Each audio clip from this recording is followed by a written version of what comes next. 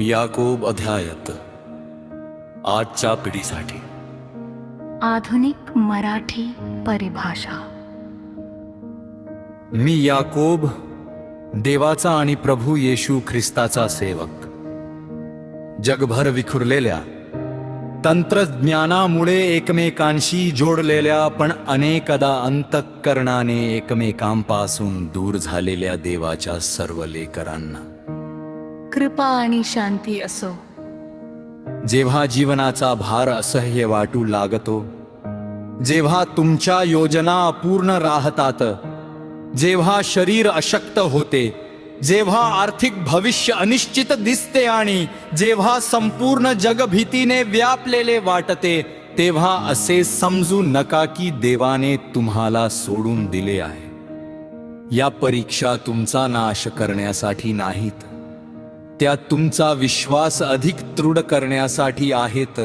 धीराने टिकून राहा, कारण परिपक्व विश्वास हा सुखसोयीमध्ये नाही तर संकटांमध्ये टिकून राहण्याने घडतो. जर तुम्हाला पुढे कोणता मार्ग घ्यावा हे समजत नसेल, तर प्रथम देवाकडे वळा. सर्वात मोठ्या आवाजात बोलणाऱ्या प्रभावकांचा, सोशल मीडियावरील मतांचा किंवा रोज बदलणाऱ्या जगाच्या प्रवाहाचा पाठलाग करू नका. तुमच्या स्वर्गीय पित्याकडे मागा. तो नम्र अंतःकरणाने त्याच्याकडे येणाऱ्यांना उदारपणे ज्ञान देतो. त्याच्या चांगुलपणावर पूर्ण विश्वास ठेवा. शंका तुमच्या विश्वासावर राज्य करू देऊ नका.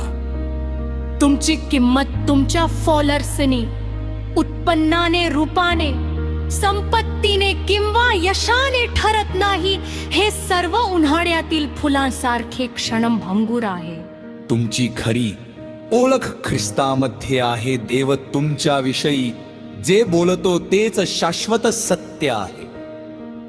जो मनुष्य संकटातही विश्वासू राहतो तो धन्य आहे. परीक्षा आणि मोहावर विजय मिळवून जो स्थिर राहतो त्याला देव आपल्या प्रेम करणाऱ्यांसाठी राखून ठेवलेला जीवनाचा मुकुट देईल. जेव्हा तुम्ही मोहात पडता तेव्हा त्यासाठी देवाला दोष देऊ नका. मोह तुमच्या अंतःकरणात वाढू दिलेल्या इच्छांपासून सुरू होतो.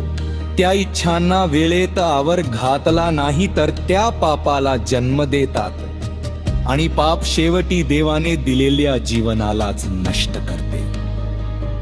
हे कधीही विसरू नका.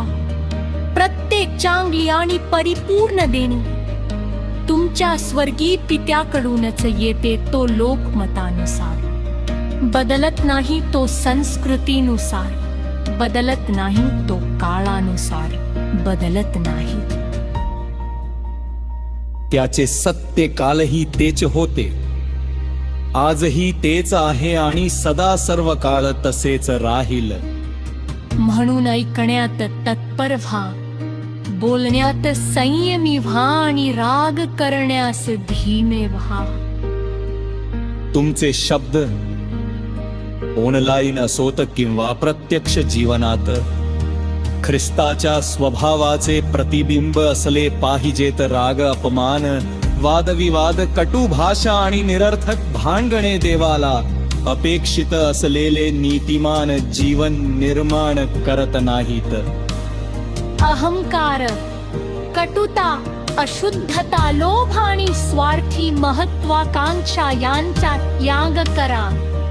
देवाचे वचन नम्रतेने स्वीकारा. त्याला तुमचे विचार, तुमचे बोलणे, तुमचे नाते संबंध आणि तुमचे रोजचे निर्णय बदलू द्या.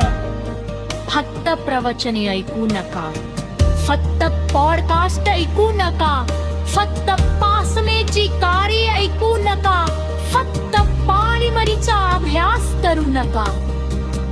जे ऐकता ते जगायला सुरुवात करा. जो विश्वास कल्पित दिसत नाही तो स्वतःच्या अंतःकरणालाच फसवतो. जो मनुष्य सतत देवाच्या वचनाय डोकावतो आणि त्याप्रमाणे जीवन जगतो तो खरी स्वातंत्र्य अनुभवेल. ते स्वातंत्र्य मनाला येईन तसे जगण्याचे माय कर्पिवाने ज्या टेप्पी जाती पंघाला गरमार केले आहे त्या टेप्पी मध्ये पूर्ण पाणी घेण्याचे आहे जर तुमची स्वतःला ख्रिस्ताचा न्याय ठरवत असाल पण तुमच्या शब्दांनी इतरांना जखमी करत असाल अथवा पसरवत असाल होत तारत असाल किंवा देवाच्या प्रतिमेवर निर्माण झालेल्या लोकांचा अपमान करत असाल तर तुमचा धरो त्यांची खली शुद्धी द्यावतात देवाच्या दृष्टीला शुद्ध आहे निष्ठमंग कुठेही अशी आहे ज्यांना तुमची परत भेद नाही येणार नाही त्यांची सेवा करा पूर्वे अरे असहायांचा आवाज बला तुमच्या शेजाऱ्यावर सतसाचे प्रेम करा पक्षपाताला धरोपातळा टाकवा अरे आज वादे भ्रष्टाचार सरणे पासन स्वराश करणे तुमचं जीवन तुमच्या शक्तीच्या समर्पण